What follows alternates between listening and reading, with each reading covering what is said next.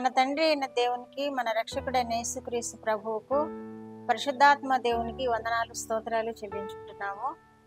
ఈ దినమందు దేవుడు మనకిచ్చిన వాక్యము యెషయా గ్రంథము 9వ అధ్యాయము 1-2 వచనాలు చదువుకున్నాం. అంత్యకాలమున ఆయన సముద్ర ప్రాంతమును అనగా యొర్దాను అద్దరిని, అన్యజనుల గలిలయ ప్రదేశమును మహిమగల దానిగా చేయుచున్నాడు. చీకటిలో నడుచు జనులు గొప్ప వెలుగును చూచుచున్నారు. మరణఛాయ గల దేశ నివాసుల మీద వెలుగు ప్రకాశించును. దేవుడి వాక్యం ద్వారా మనం దీవించుగాక.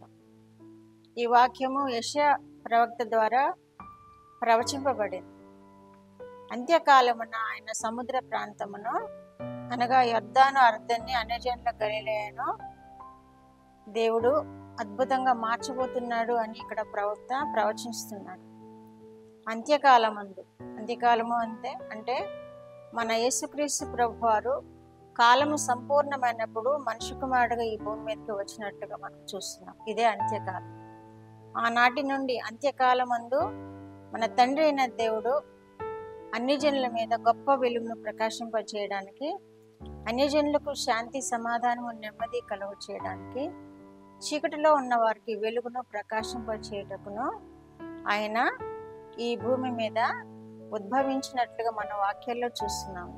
ఈ వాక్యంలో కూడా అంత్యకాలమున ఆయన సముద్ర ప్రాంతమును అనగా యొర్దాను అద్దరిని, అన్యజనుల గలిలయ ప్రదేశమును మహిమగల దానిగా చేయుటకును, అన్యజనుల ప్రాంతమైన గలిలయ, యొర్దాను అద్దరిని, గలిలయ ప్రాంతం అంతటిని ఆయన మహిమగల దానిగా చేయబోతూ ఉన్నాడు అని ఈ వాక్యంలో యెషయా ప్రవచిస్తూ ఉన్నాడు.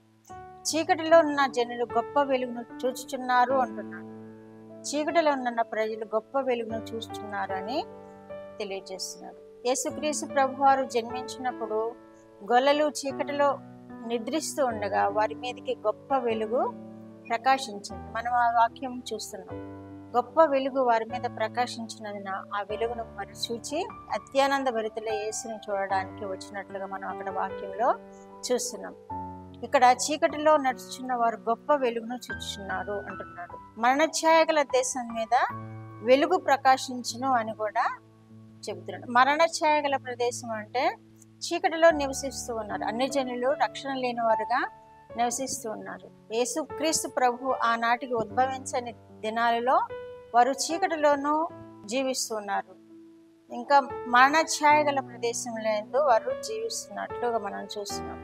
మరణఛాయ గల ప్రదేశంలో నివసించే వారికి గొప్ప వెలుగును ఆయన ఉదయింప చేస్తున్నాడు అని యెషయా ప్రవక్త తెలియజేస్తున్నాడు.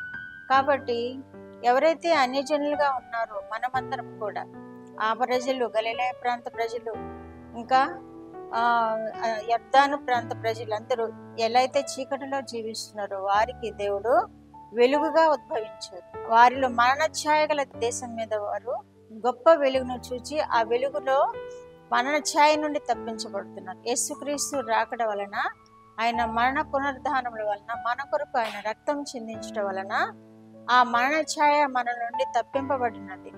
ఆ మరణఛాయ గల ప్రదేశంలో నివసిస్తున్న జనులకు గొప్ప వెలుగు ఉదయించబడింది.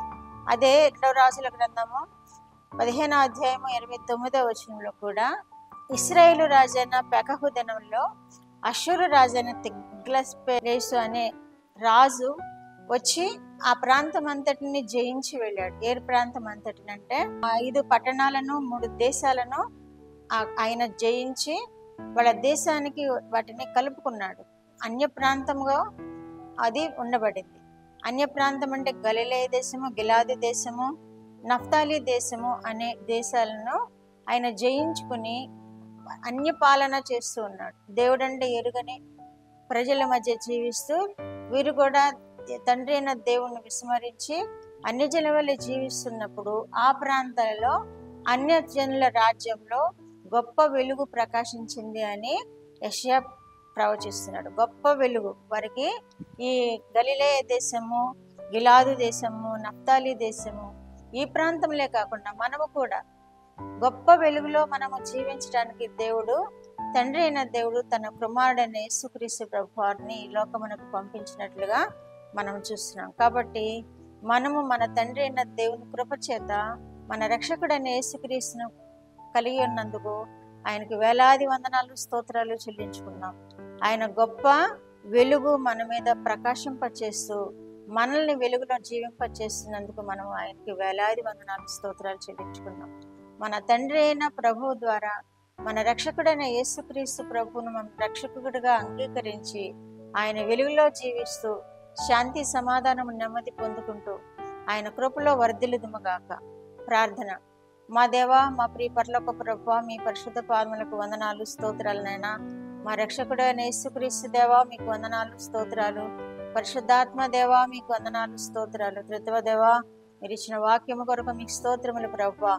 ఎవరైతే ఇంకనూ చీకటి గల ప్రాంతంలో జీవిస్తున్నారో, ఇంకనూ ఎవరైతే మిమ్మను దేవుడిగా కలిగి ఉండని ప్రజలుగా ఉన్నారో ప్రభువా, వారందరికీ మీరు వెలుగుగా ఉదయించి ప్రభువా మీ శాంతి సమాధానము నెమ్మది దయచేసి మా నాయన మీ రాకడ మీ జన్మము యొక్క మా ప్రభువా భాగ్యమును వెలుగు ఉదయించినట్లుగా వారి మీద కూడా మీ వెలుగు ఉదయింపచేసి ఈ మీ జన్మదినాల్లో ప్రభువా వారు నైనా ఆశీర్వాదకరమైన జీవితంలో జీవించలాగన అన్ని జనులందరినీ ఇంకా మిమ్మల్ని దేవుడిగా కలిగి ఉన్న వారిని అందరినీ మీరు ఆశీర్వదించండి ప్రభువా. మిమ్మల్ని దేవుడిగా కలిగి ఉన్న బిడ్డలను మీరు విశేషముగా దీవించి శాంతి సమాధానము నెమ్మదితో కృపను అనుగ్రహించి కుటుంబాల్లో సమాధానమును శాంతిని వృద్ధిని కలుగు చేసి మీరు మహిమ పొందమని యేసుక్రీస్తు వారి పేరిట ఈ మనవులు మీ పాదముల యొద్ద వేడుకుంటున్నాను పరమ తండ్రి. ఆమేన్.